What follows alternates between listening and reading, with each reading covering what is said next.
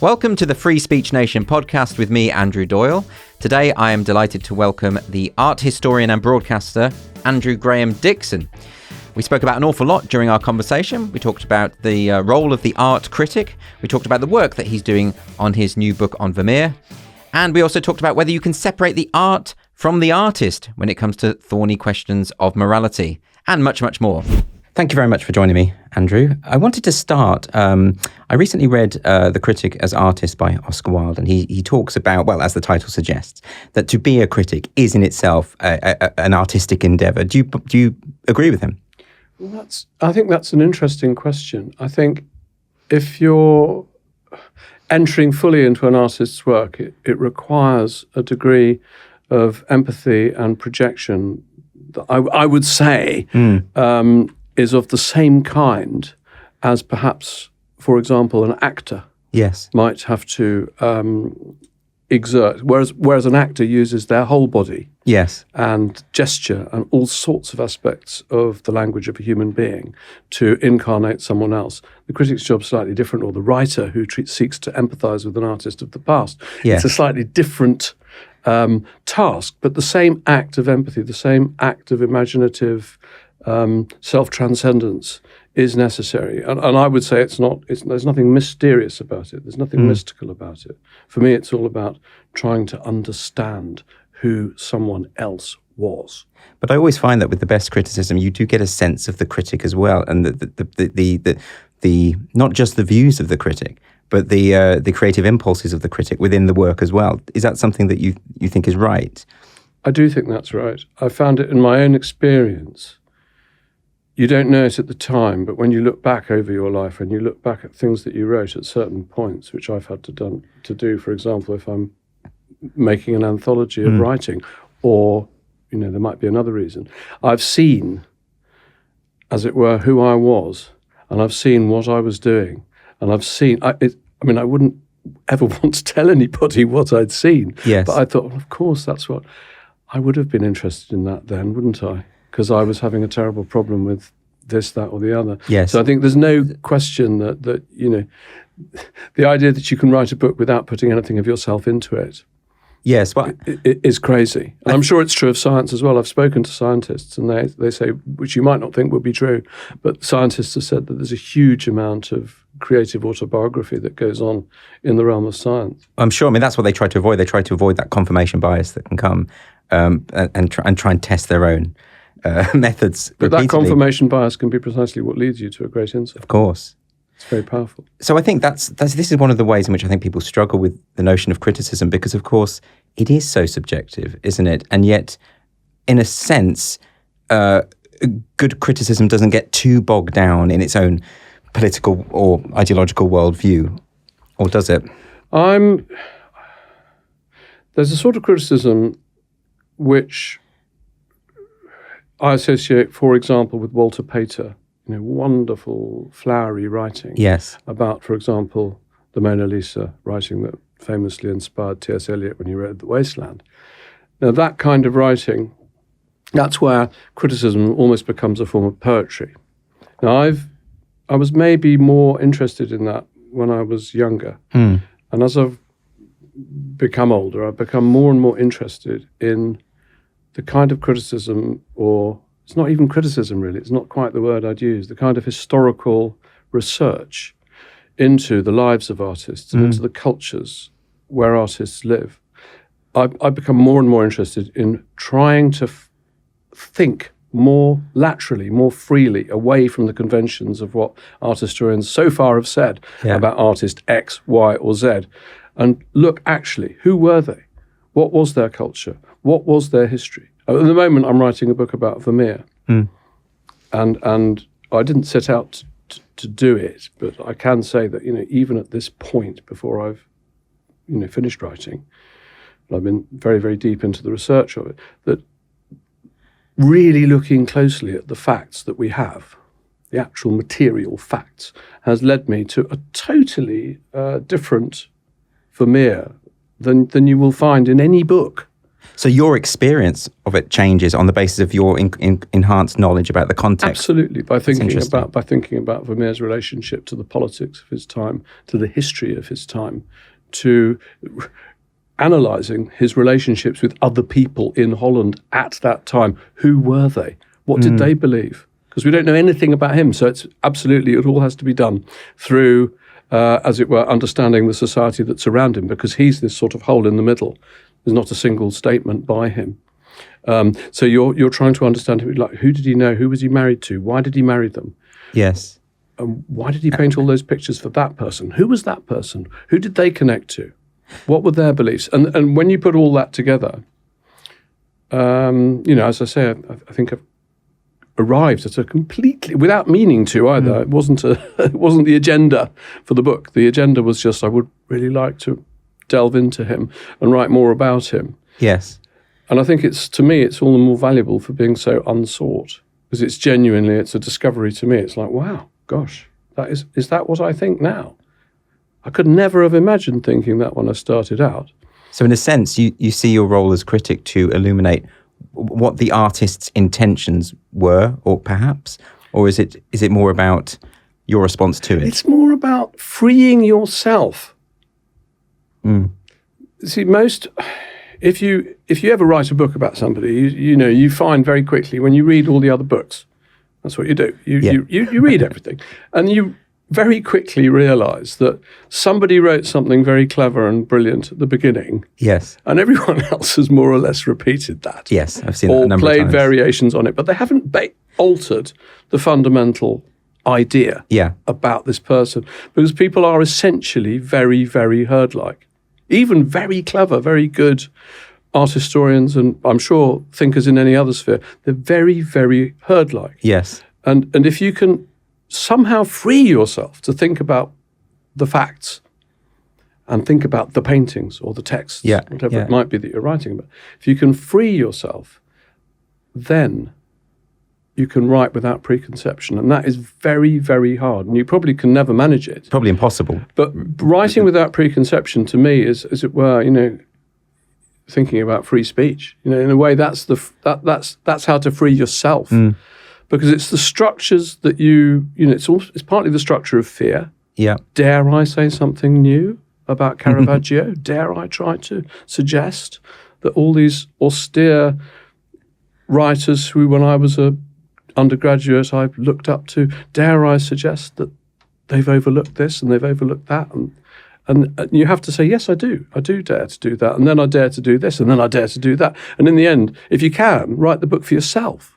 Well, I mean, it's interesting because you mentioned Pater, and that's a good example of how that approach can work. I mean, he claimed that, or it was, correct me if I'm wrong, but was it not the case that his chapter on Botticelli is what reignited an interest in Botticelli? After Pater, then it became, and so there's the power of a critic who's prepared to go against the grain and actually produce this contribution to the field. Everybody can. I mean, in the case of Vermeer, Vermeer is rediscovered by a writer called Thoré Burger, who's a French writer of the 19th century, who rediscovers a number of artists, but most notably Vermeer.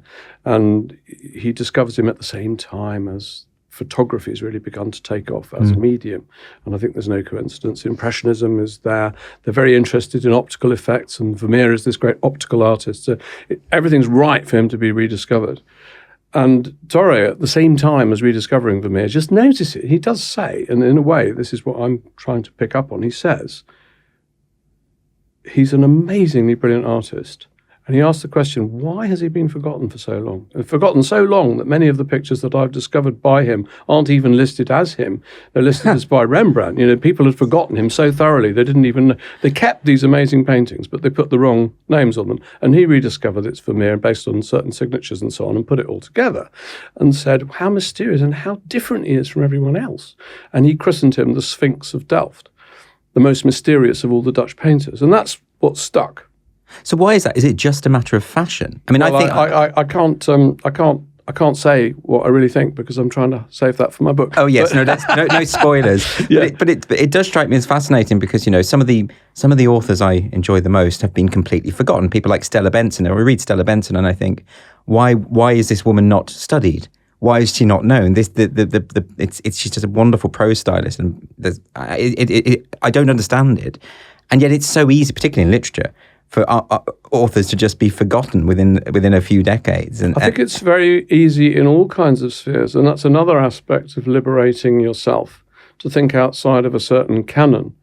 And that's happened increasingly, if you like, in gender identity terms, that far more women writers of the past are now being rehabilitated, more black writers of the past are being rehabilitated. But I don't think it should be a matter of race or gender. It should just be, anyone should be capable of being rehabilitated. And in order to rehabilitate them, that's what you have to do. You have to see round, the preconceptions. I mean, like my last book was about Caravaggio, who, hard though it is to believe now, because he's so popular, but for a very, very, very long time, his name was, certainly in academic art circles, his name was mud. Poussin, just 30 years after Caravaggio died, said Caravaggio was sent into the world to destroy painting, and this idea was put about that he was a mere realist who used blood and guts and sexual titillation to sort of paper over the cracks of a very, very shallow sensibility, and that there's nothing to him really. It's just all show, which is, of course, complete nonsense. He's one of the deepest, most profound thinkers, as well as one of the most stunning, striking, dramatic painters who ever lived as an artist. But that was in place for an incredibly long time, and in his case, he was condemned and despised by all those who taught art and all those who made the rules about what art should be. And yet, nonetheless, because his paintings were in incredibly prominent places, particularly in Naples and particularly in Rome, all the Spanish artists, because Naples was part of Spain, all the Spanish artists who went to Naples, they couldn't help but be overwhelmed by the visual impact of the Seven Acts of Mercy, which is became, in effect, the founding painting of Spanish art. If you look at Velázquez and Ribera, everything if you go to the Prado, look at the opening rooms of the Spanish galleries, all of those paintings are profoundly influenced by Caravaggio. Likewise, the French, because the French Academy in Rome is based, because Caravaggio painted for the French cardinal. The palace where he lived was in the French Quarter of Rome, and a lot of his paintings are in the French Quarter of Rome. So when they established the French Academy, what do all these French painters look at? But they look at Caravaggio paintings, and you see it Jacques-Louis David, Theodore Géricault, The Raft of the Medusa, huge homage in a way to Caravaggio's art. So its artists refused to let him go away. I mean, that's a very interesting point, isn't it? How these canons are formed, and in a sense that the talent of an artist can transcend, can break through fashion or critical consensus, that actually it's about how many other artists imitate your work. Absolutely. That's how it's formed. Caravaggio is the great example of that. I mean, in the sense that, yes, he was forgotten, but Picasso was obsessed by him. Picasso said to Salvador Dali, when he was painting Guernica, he said, "Oh, this horse, the horse in Guernica, I can't get this horse right. I want a horse that you can smell. I want a horse like Caravaggio's horse in The Conversion of Saul." And then even later than that, that's the 1930s, but in the 1950s and the 1960s, when still Caravaggio isn't, top rank in terms of what an artist historian at the Courtauld would say to you. Again, it's not visual artist in terms of a painter or a sculptor. It's Pasolini with his movies. Yes. And then after that, it's Martin Scorsese, who, when he's writing the script for Taxi Driver, he and Paul Schrader are going to the Met every day in New York. Yeah, well, there's a very painterly quality to a lot of his images. I think particularly Last Temptation of Christ, there's lots of moments which feel like they've been lifted from canvas. Well, they are. I mean, he said it to me. I did an interview with him. Oh, right. I interviewed Martin once years ago, and he said it's exactly, and he said, what did Caravaggio do? He said he did it now. He did it like it's happening now. So, if I'm going to do The Temptation of Christ, I'm going to do it like Caravaggio. I'm going to do it in Brooklyn. I'll do it in the Bronx. Yeah. I'll do it. So it must be quite exhilarating to be in a position, I suppose the word rediscover might be wrong, but to re-energize interest in a particular artist who has been unjustly sort of forgotten or written out. Yeah, I mean, I think by the time I wrote my book on Caravaggio, he was such a hugely popular artist that I didn't do that. I just hope. But your current book, you say? My current book again, Vermeer is such a hugely popular artist. It's more that it would upset the apple cart of people's preconceptions. Yes. I think it personally, for me, it makes him, what I think I found out about Vermeer makes him not quite so mysterious. In fact, a lot less mysterious, although still quite mysterious. But it also makes him into an artist who was painting about things that can be explained, that I could tell you what it's about. It's about peace. It's about love. It's about, and there's a reason for that. So it's not just mysterious and fascinating. And doesn't it look like a camera image? Do you worry, though, that some people might think you're sort of approaching art as a kind of puzzle to be solved and you're explaining it for people, whereas, of course, a lot of it is about drawing out everyone's individual response to a work? I wouldn't worry about that because I know that it's not like that. Right. I have just happened, I wouldn't write a book of that kind just for the hell of it. Yeah. I wouldn't turn somebody into a puzzle if they weren't already one. Yeah. If you see what I mean. So I choose my subjects quite carefully. And I choose subjects where I hope there is some scope for original thinking. Because I think it's really important to, every generation needs to rethink their relationship. Yeah. And I sort of feel already with some of my work that I'm doing at the moment that it's very bizarre. One of the things I'm writing about, as I just said, it's about peace. It's also about war. And it's about what happens when people try to take other people's freedom away. Yeah. And then here we are talking about it, and Ukraine has just been invaded by Russia. And that is a situation that is frighteningly similar to the situation which Vermeer lived through. And is that something that you're very interested in how to make pieces from the past accessible to the modern mindset and modern circumstances and contemporary ideas? I set out to try and do it for myself, and then if other people are interested, I'm really happy. But I think if you try to set out... I know a lot of artists, and they always say, if there's a leitmotif of my conversation with artists where I feel, oh yes, I'm the same.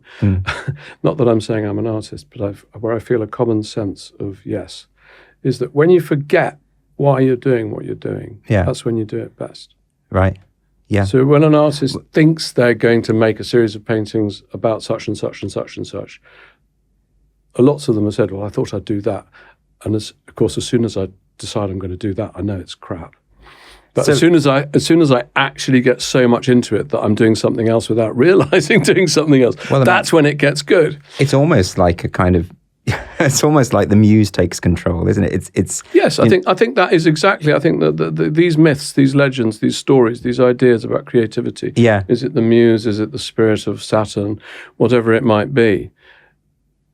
There are lots and lots of, I do have a kind of mystical, or not mystical, but I have a strong belief in the powers of the unconscious mind. Yeah. To do more, actually, sometimes, than the conscious mind can do.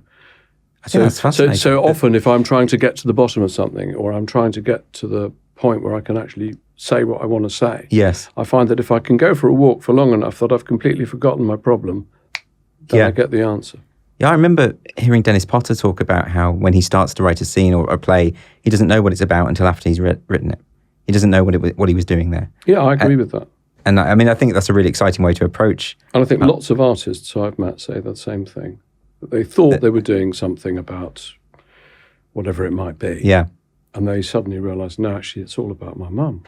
Yeah. She died last year, and and it just sort of comes out. It's come out, but because I didn't try to make it about my mum, it's actually more profoundly about her in a way than if I'd done some very obvious thing. Yeah. So much of your work has been about, art of the past that has a lineage that relates to a specific kind of craft, something that a lot of critics of modern art would say has been lost. The idea of that's all hyper conceptual now. It's not that we've lost that sort of ability. Do you think that's just reactionary old people getting upset about modern ideas, modern tastes? I think it's very difficult to be a modern artist because the artists of the past worked within so many conventions. Picasso once said it very well. He said, back in the day when you were commissioned to paint a picture of the Virgin and Child, then you would automatically and without effort express your originality and individuality by painting the subject that had been given to you. Yes. Whereas the contemporary artist, me, Picasso, ever since the days of Van Gogh, it's been the same. It's been like this. We have to make up our own language. We then have to learn our own language. We then have to find the craft to express our own language. And then we have to create a body of work. But I think that's harder. I mean, it's like when it's very hard. Robert Frost said writing free verse is like playing tennis without a net. Insofar as you, in a sense, you need, when you have those boundaries, when you have the something to work within, actually that can be a means by which creativity can flourish, not stifle. It's interesting that Picasso, who said all that, did a lot of work to confine himself within a kind of tradition. So he would often paint homages or versions of famous paintings by other artists. He painted Manet's Déjeuner sur l'herbe about 50 different times. He painted paintings by Géricault. He painted paintings by Delacroix. He did endless sort of studies. He even used to have the habit of purchasing old actual Renaissance frames that would cost maybe £50,000. He would buy a frame that had once had a Botticelli in it, that kind of beautiful Florentine frame, and then he would put a Picasso in it so that he could, and it would be a portrait. So you would get that text. And Picasso, of course, now seems, when you think of what a lot of contemporary art is, Picasso seems profoundly conventional. Profoundly, because we're still working in canvas, on oil paint. It's still got a frame on it. Are there some forms, because I noticed you did the quotes around art there for some contemporary art. Are there some forms of modern conceptual art that you just think don't qualify as art? I don't think I wouldn't say that anything doesn't qualify as art. I absolutely believe that anything, if somebody says that something is art, then it's art. That's by definition, that's fine. It just might not be interesting to me at all. The problem I have is, it came up once, I was once at a very interesting discussion with Nick Sirota, who was founding Tate Modern. He was actually founding Tate Modern, and he wanted to have conversations with people who were in the art world. And I remember that he was there, and there was a very, very, very conventional tie-wearing director of Tate Britain, as it would become. But it was, in those days, neither of them existed. It was just Tate Britain. It was just the Tate. And he was there with his tie on. And he said, which I thought was very true and kind of poignant, he said, the trouble is, Nick, that I actually don't think that a lot of things that you are collecting in your contemporary department, I don't think they are the same category of object as a painting by Gainsborough, or a painting by Turner, or a painting by Reynolds. Because I don't think I don't see why, as he was saying, they actually belong in the same institution. And I can completely see that. Because for me, if somebody said to me, what's the natural successor to Caravaggio in the modern world, I wouldn't say, it's an installation by Martin Creed, which involves turning the lights on and turning the lights off, and you go through these spaces and the lights go on and the lights. To me, that's something else. Yes, there's a kind of conceptual department over there, but I don't think it's the same thing as a painting by Caravaggio. If I wanted to find something in the modern world that belongs in the same institution or in the same space, or to me it feels as though it's in the same mental space as a Caravaggio painting, it would be a film. It would be a movie. That is surely much closer to what Caravaggio was trying to do. It's telling a story. It's trying to tell a story. It's doing it in an image that seems movingly alive. Yes. It's enacted by bodies, human bodies. That, or even a play, a modern play. Yeah, that's very persuasive. Watching it is closer to me to a Caravaggio painting than it is to going to see a very, very, very disembodied or minimal or even maximal, work of art made out of 16,000 washing machines.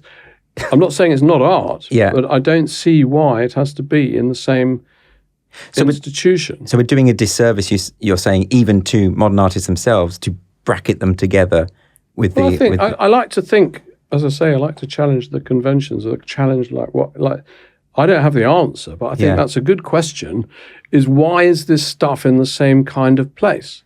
Yeah. I mean, I saw a Martin Creed performance piece in Edinburgh once, and I must say it had nothing for me, and there was nothing there that resonated at all. And I wonder whether my view of it is probably a bit harsher than it needs to be, because it is marketed as art, as the same as Caravaggio. It's a very fine line, you know. I mean, and I think there's a line, and it's hard to know when it's cut. I mean, I do deeply love a lot of art that falls into the category of conceptual art. I mean, Richard Wilson's 2050, that oil tank that was for long exhibited in the Saatchi Gallery, and I think was best when it was in its first original gallery space. I remember seeing an installation by Joseph Beuys where he just simply swathed the whole inside of the Anthony Dauphin gallery with thick felt.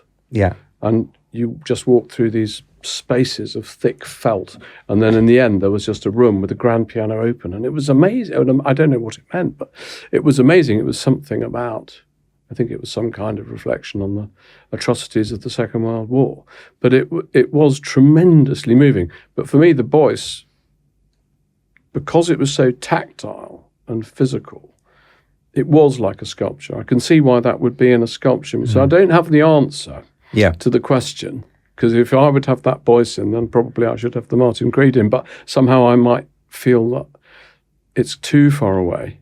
Yeah. But it's very hard for me. So, you know, I can't say that I've got the answer, but I think it's worth asking the question, because I know that so many art institutions, particularly in America, I know this to be the case, they spend so much money on contemporary art. Contemporary art is so expensive.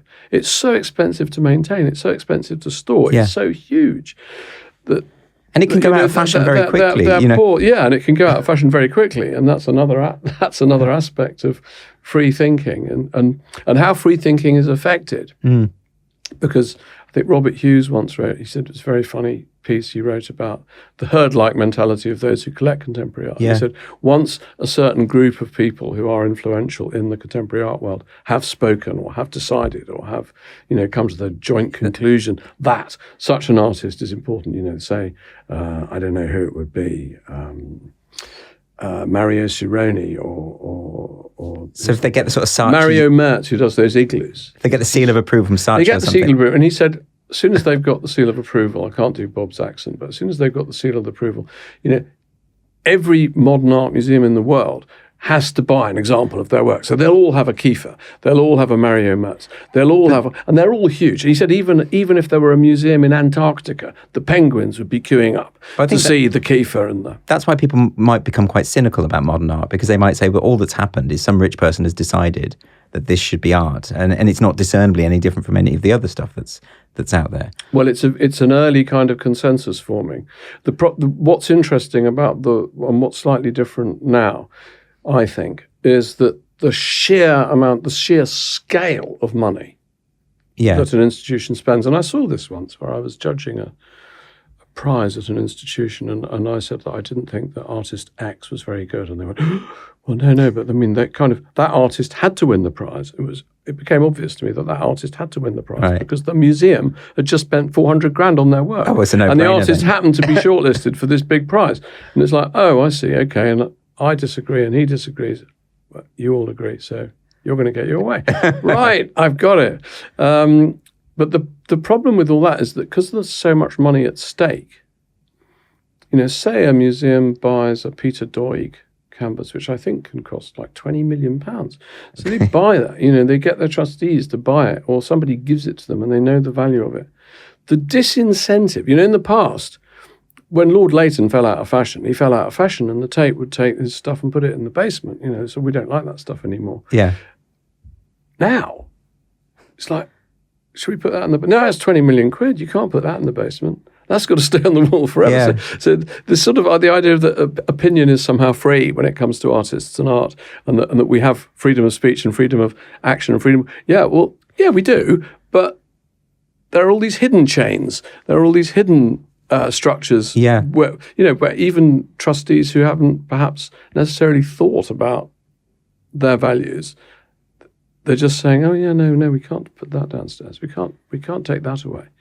Do you ever think, I mean, it struck me that of late, the art that is most lauded, I mean, if we take the Turner Prize, has been activist art that reinforces a fashionable social justice message. And is there a risk that to me strikes me as the kind of work that will age very badly? Yes. And it seems so tied to contemporary concerns. I would agree with you. I think that if art where you absolutely know what it's saying, and it's clear what it's saying, it ain't going to last 5 minutes. Well, this is what maybe I'm wrong about this, but I feel like that. I suppose it's not that I don't think that art can be didactic or political or anything like that. It's just that it bores me a little if it feels preachy, if it feels like it's got it's sort of poking you in the ribs and saying, you're a bad person, you should think more like this. I mean, do you think there's something to be said for just art that is amoral, doesn't have that? Well, I think Henry Fuseli once said, which is true. He said,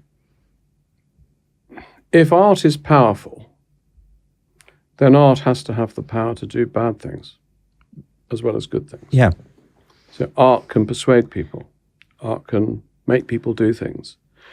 Art can make its point, even if its point is a lie. Yes.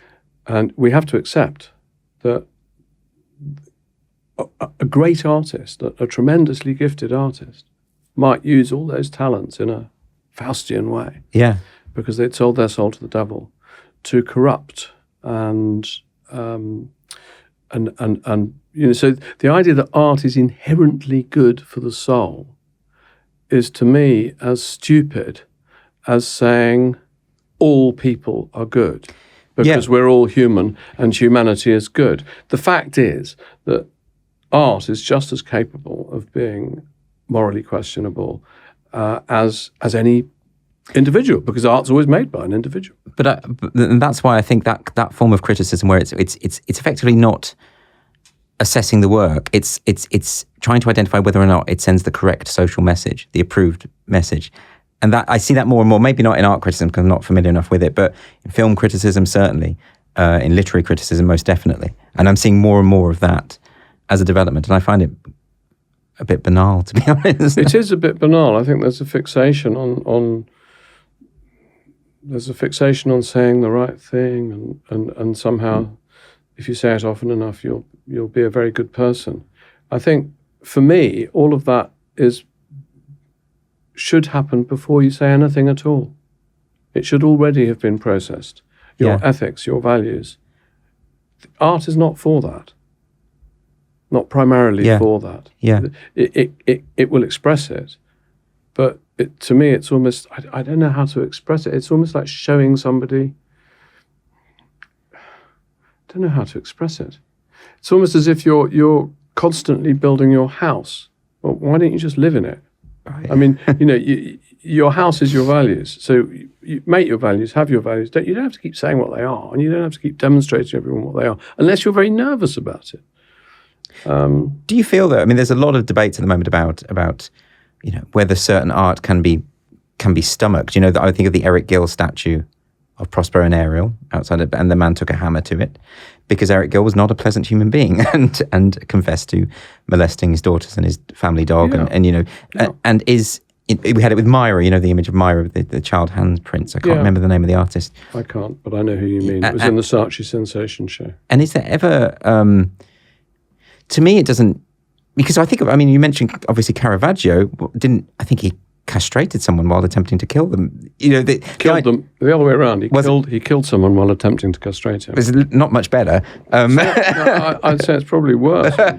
Yeah. But does that mean that does it mean that we shouldn't be able to enjoy someone's piece of work, or that to keep it in a prominent place is almost to commemorate the worst aspects of their character? Well, in the case of his book, I think, again, I don't like this idea that everything is just rules. Mm. Every case is different. I mean, my book about Caravaggio didn't quite start out like that, but it ends up because I felt I properly understood him and those around him and why they argued and what their codes were. Mm. So I think if you read my book, you might think, well, actually, if Caravaggio hadn't killed that man, who was a really nasty man. He ran a group of female prostitutes in Rome, and they were very young, and he was very brutal with them. So he was a really unpleasant guy. And Caravaggio, who was friends with some of these prostitutes, whom he painted, but they were his models, and he seems to have protected on the streets of Rome when things went wrong in their lives. He was so if you read all that, and then you think, oh, okay, so the man he castrated or tried to castrate was actually, somebody with serial convictions of a sexual assault and murder. Yes. And was really unpleasant. And they had no police force in those days. And if you were going to do anything, you take the law into your own. If you did it, so that is slightly different. But then, everything is different when you look at it closely from what you necessarily imagine. I'm not saying Caravaggio was a saint or that he was necessarily what I would call a good man. Yes. But it's more complicated than the stereotype or the newspaper headline. Yes. You look behind the newspaper headline. I mean, that's interesting, though, because, that did happen. We're going back maybe even 10 years. In past cases, you see, that's happened. The thing. It comes out, and then you have to make a judgment. And it's it's interesting as to whether you cancel that person completely, or do you use the website of the institution to furnish extra details. And I think it's very good that these questions are being asked, and it's very good that you have these new standards that are really thought about and interrogated and properly inspected. But it's very, very difficult to come up with an absolute rule that will cover all cases. You have to assess each and every case on its merit. It's difficult, though, isn't it? I mean, I wrote a piece saying that I didn't at all approve of the man taking the hammer to the Eric Gill statue. I was trying to say it's perfectly possible to appreciate that statue without at all endorsing anything that the man did. And some of the reactions I got were people they don't think that's possible at all. I would tend to agree with you, but I would also respect their feelings. Yeah. No, I understand the strength of feeling because it's a horrible crime. I completely understand that. But Eric Gill is probably one of the hardest. Yeah, he is. of characters that cases that I've thought about, and a lot came out in that biography. Mm. So, yeah, it's a very tough one. But then, even going back further, I mean, if you take Cellini, and in Cellini's autobiography, he's not a nice person. He's killed people. He's committed sexual assault. One of the people he has sex with is underage, most definitely. And then you go and then you see his Perseus, and you think, well, I wouldn't want that removed from the piazza because it's just no, absolutely. I mean, I would. Once you've destroyed something, once you've taken a statue down, once you've burnt it, once you've got rid of it, you have got no chance to revisit your values, your judgments. Yeah.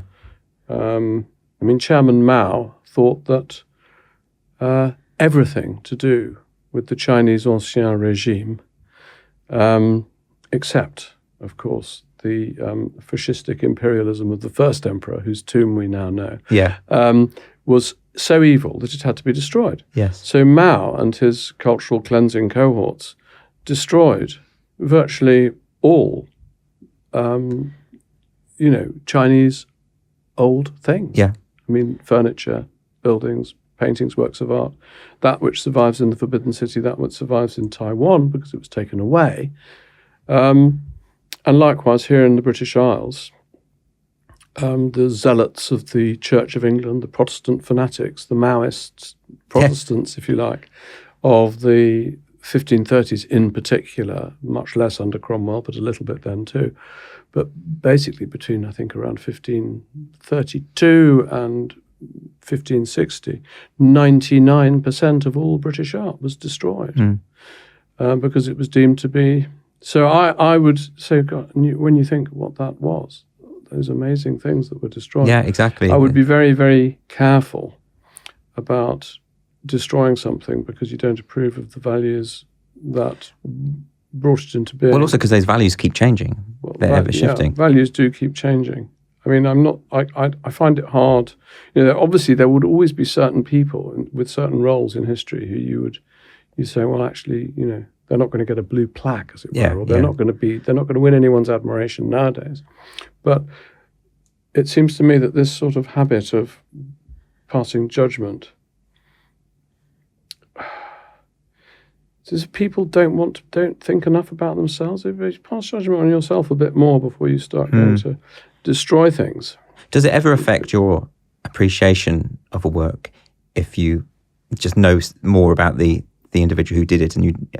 I can't think of that many examples of great artists artists whom I greatly admire, where I know something terrible about them or where they did something that awful. Well, I mean, for instance, Eric Gill is probably the outstanding example. I've seen activists talk about Picasso as well, in terms of his sexual. Absolutely, I can understand that, and I do, having studied Picasso quite a lot and just interested in him, and I know something about his various relationships, which could be highly, highly destructive and toxic for the women involved. So you look at the images that were produced out of that relationship, and it definitely affects how you think about them. Yes. But I would have said that the best response to those feelings, if they're felt strongly enough, is to write a revisionist history of Picasso's relationship, for example, with Dora Maar, including a whole load of her work in which she comments on the relationship, and not let Picasso be the sole voice. It's not to destroy his work, but maybe to write a revised version of how their relationship was that would make much, much more space in it for the woman's point of view. I suppose that's the equivalent of, not tearing down a statue of a slaver, putting up a plaque to explain the historical context beside it. I think that's generally is much better, because then, in my opinion, if you put up a plaque, if you know that this person was involved in the slave trade and there's a history, say in that square in London, why is it there? Then that place could become the opposite of the monument that it once was. Yes. So because monuments can be changed into other things, they can become, the monument to the slaver could in effect become a monument to the importance of never letting that happen again. Yes, a kind of reminder of the worst aspects of history. Yes. Whereas if you smash it and destroy it, I mean, surely that's, for example, why haven't they destroyed the concentration camps? Yes. Yeah, of course. You can visit them. Yeah. I don't think I'd have the strength to do that. But that is exactly what they're saying. It's in a sense, it's appropriating it in a way that's more creative than simply bringing the bulldozers in. Can I ask you about how you begun in this world? What was it? Was it an early impulse that you had to become a critic, or was it just off the back of a love of art that you had in some kind of an innate way? I always thought I was going to be a writer, but I enjoyed writing about. I discovered that I was very interested in art when I was about 17, when I went to Italy and did a course, right, and just became really interested. My mum had taken me to Italy on holiday when I was about 7 or 8, and I remember we made a huge collection of postcards of all the churches we went into, and we made got all these postcards and made a great big album of. Almost like a family album, but it wasn't photographs of us. It was photographs of what we'd seen, and I just really remember doing that and sort of thinking, I'd like to go and see more. So it was vocational to you. It was just I don't know if it was vocational. I was just fascinated by art, and I was interested. I read English literature at university, and I was very interested when I started trying to go into art writing. It struck me as most of it being profoundly inadequate compared to what I was used to. Right. So I thought, well, how come Rembrandt doesn't have anything like the caliber of writers writing about him as Shakespeare does? Yeah. Why is that? Why does art not have better voices? And I think one part of the reason for that was that art history itself, as a discipline, didn't begin fundamentally with a curiosity about the nature of art or the meaning of art. Art history as a discipline was invented so that rich people, whether in Italy or in England, could know that definitely is a Titian. Yeah. So the grand tour. So I would read, in my naivety, just fresh from reading all the literary criticism that I'd been reading when I was at university doing English, I turned to reading about art, and I thought, well, I'm sure this writer, he's going to tell me what Rembrandt's essentially trying to do. He's going to take me to the core of it. And it's endless descriptions of, is it painted on canvas or is it painted on wood, and what kind of pigments is it? And it took me quite a long time to realize that they're doing all that just so that they could say it is by a Rembrandt. Once they've done that, they're not actually that did change, probably just at around the time when I was beginning to study art history. Yes. Art history itself changed. I mean, there were very interesting books like the work of T.J. Clarke. I don't know if you know his book. No, I don't. He wrote a fantastic book called The Painting of Modern Life about French art in the period of Impressionism and just before and just after, in which he's really interrogating he does exactly what I in a way, the sort of thing that I do. So that, Manet paints Olympia, who seems to be a child prostitute. So T.J. Clarke investigates, who were these women? Where did they exist? And who was she? And who was the actual model? And so on. So he's really interrogating the society and getting behind the painting and finding out what's going on, which I find very, very interesting. Although I didn't encounter his work till quite a lot after I was at the Courtauld. So that kind of style is relatively new then, because I mean that's the sort of criticism that gets me excited about works of art and makes me want to go and see them. I would say it's relatively new. Right. It's not entirely new. I mean, people like Roberto Longhi were doing that kind of thing in Italy longer ago, but not very well known, and certainly not much translated into English. But yes, it is. I would say it is. So you were influenced by that sort of type of writing? Well, not initially. No, I was influenced more by, say, Robert Hughes and Lawrence Gowing. I like very much. In fact, Lawrence Gowing, who wrote in some respects, the seminal book, if I can say that, on Vermeer, he actually was the one who said to me just not long before he died, because he was very quite old when I met him for the first time. He said, I do hope you'll write another book about Vermeer, because he does need one. That would have been Great. More than 20 years ago. So I thought, well, I better do that if Lawrence has said so. Yeah, you fulfilled that obligation. But he's a wonderful writer. His book on Turner, it's a book called, is it called Vision and Imagination? It's a fantastic book. And do you prefer writing about artists that are long dead? Isn't there always? No, I'm interested. You asked earlier. I'm interested in art that's bad. Yeah. And that has done bad things. I made two of my favourite films that I've ever made. One of them was a film entirely about Hitler and the art of Nazi Germany and how he and his cronies used art to, as a form of propaganda warfare. Yeah.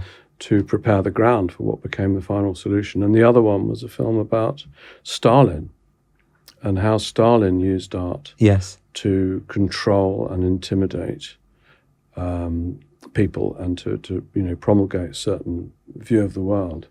And I always remember going to the new Tretyakov Gallery. We were trying to film a painting of Stalin for this program. And our fixer, who always said, whatever you wanted, oh yes, I've sorted it out. Yeah. But often this was not the case. Okay. It was a bit of a case of like always tell them what they want to hear. Yeah. And so I said, are you sure that the new Tretyakov Gallery, they've actually got a painting of Stalin on the wall? I said, oh, it's definitely, it's no problem. And the director's going, she definitely got it. I was going, that can't be right, that can't be. So we got there. It's the new Tretyakov Gallery. And of course, there's no painting by Stalin on the wall. There's the Kandinsky and there's all the stuff. But there's no Stalin. And the director was so upset. She started sort of shouting and screaming at the fixer.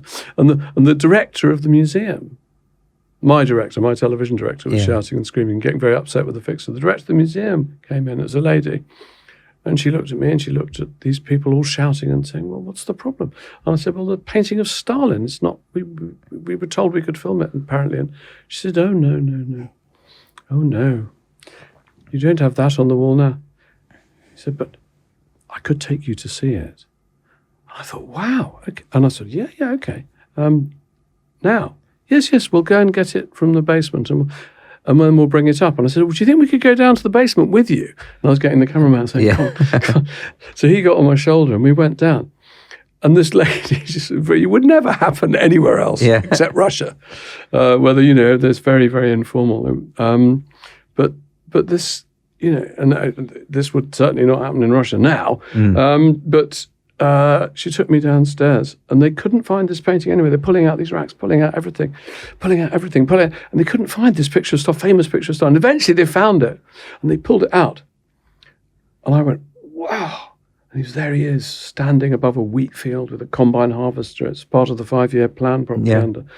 Yeah. And I suddenly turned around, and everybody had gone. There'd been like 20 people. But as soon as they pulled Stalin into the room, they all disappeared. Really? They didn't want to be there with him. Wow. It was too frightening a presence. Did all this make it into the film? Yeah, eventually? That was one of my favourite sequences in the film, because it was like, wow, he's gone. And there he is, Stalin.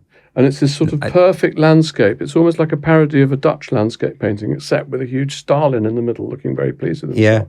Yeah. And this all this fertile wheat. But just behind a tree almost, there's just this little black car. And you know that's like, there's the secret police. Yeah, yeah. And it's maybe it's the sort of painting that makes you think, well, Stalin, Putin, that gap in the middle, it's as if it never happened. Well, it's designed to intimidate that kind of imagery, isn't it? Yeah. And you see this, I suppose it is similar, although not probably, well, no, it is. There's, I don't know if you saw the image of Putin with his bear, holding hands with the bear, or images of him, the machismo that he's trying to convey. I mean, there's a whole, I am fascinated by that. I've written a lot about it.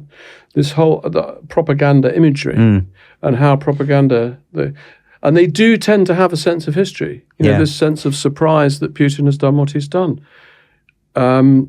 He's got a very, very strong, it's a warped and it's not a helpful sense of history, but it is a sense of history. Yeah, yeah. But this is what I was saying earlier about propaganda or something that's pushing a message so forcefully.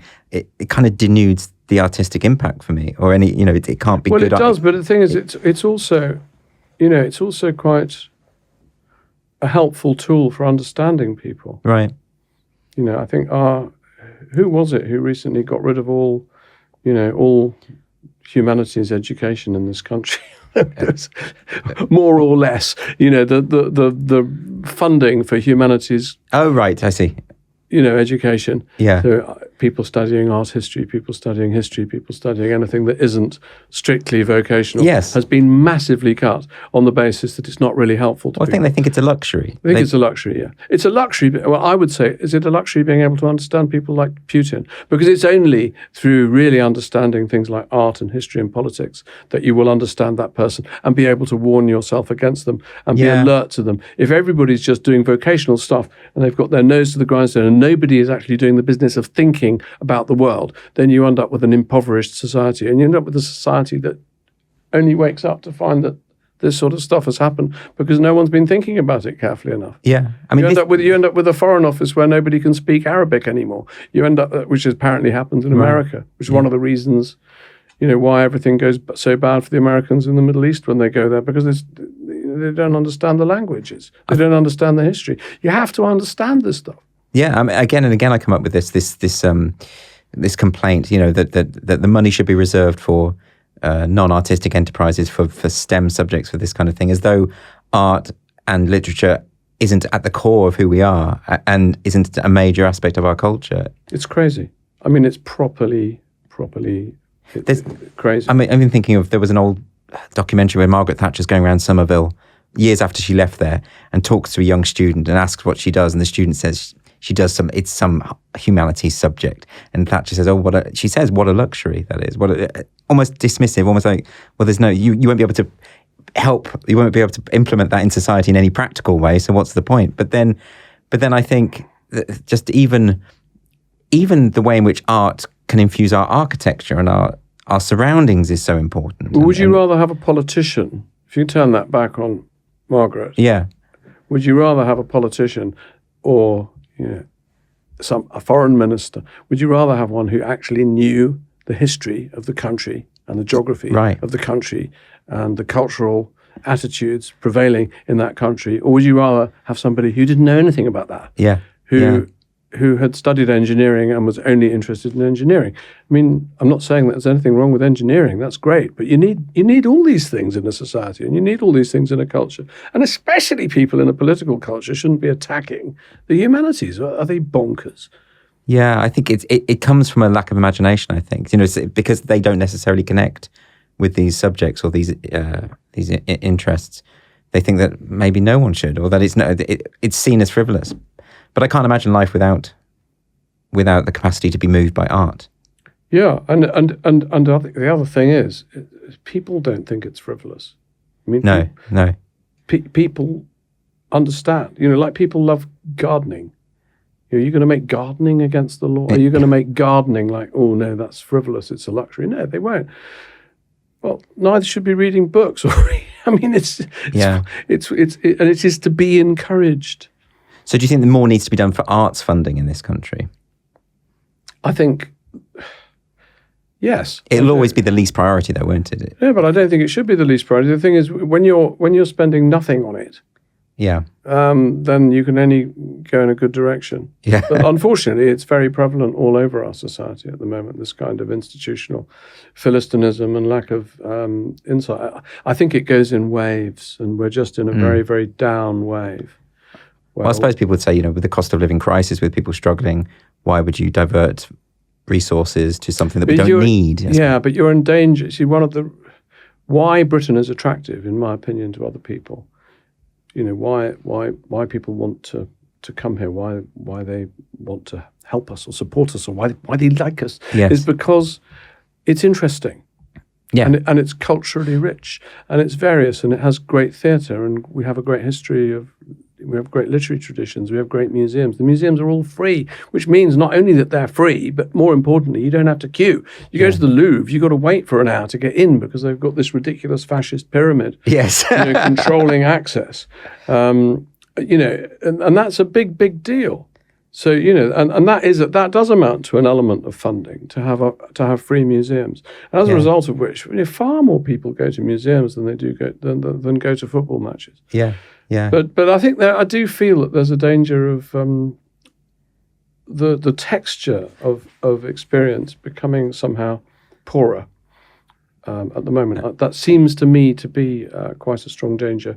Meaning what? Well, in the sense that a lot of stuff's been killed by the internet and been replaced by versions of it that aren't necessarily better. So newspapers have been more or less killed. Yes. Newspapers are not what they once were at all. I mean, they still kind of appear, but they're not what. If you bought a newspaper, you go and find in your library a newspaper from 1986 and read it, and you'll be, oh my goodness. Back in the day, The Independent had 200 foreign correspondents or something. Yes. The New York Times barely has. Well, they've got no money now. They've got none of them have any money. So that's gone. And television has become extremely, market-led, so that even state television here, BBC, is essentially market-led television. It's not what I would say is state, it doesn't do a different job than what the others do. And do you think there's a risk that with the rise of the digital age or whatever, that people's interest in art depletes? And I mean, I think you mentioned the Louvre. I remember when I saw the Mona Lisa, I couldn't see it. No, that's true. Because everyone was around with their phones out, taking pictures of it. I think it's the other way around. My publisher tells me that people are buying more books now.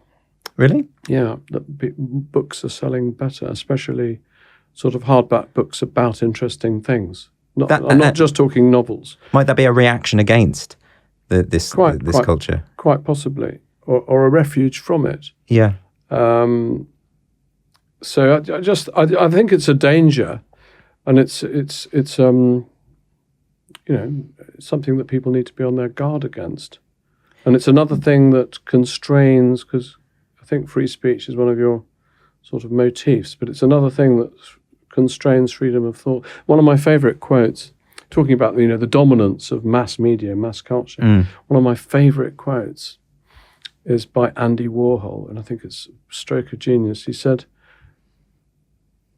in Russia, under communism, they tried to make everyone and everything the same by using law and repression and force.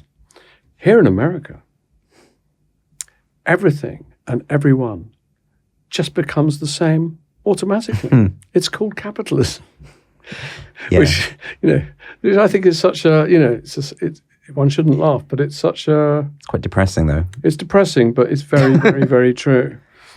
Well, that goes back to what you were saying earlier about that there's a kind of herd-like instinct to human beings, and we almost do it ourselves.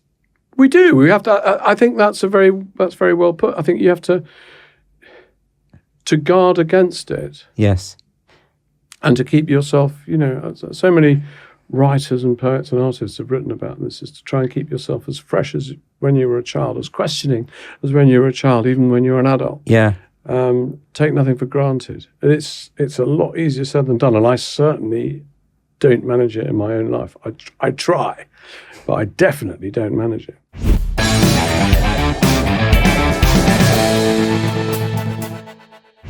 This has been the Free Speech Nation podcast with me, Andrew Doyle, and my guest, the art historian and broadcaster, Andrew Graham-Dixon. Please do check out Andrew's website. You'll have access to all of his archive, as well as his regular lectures over Zoom.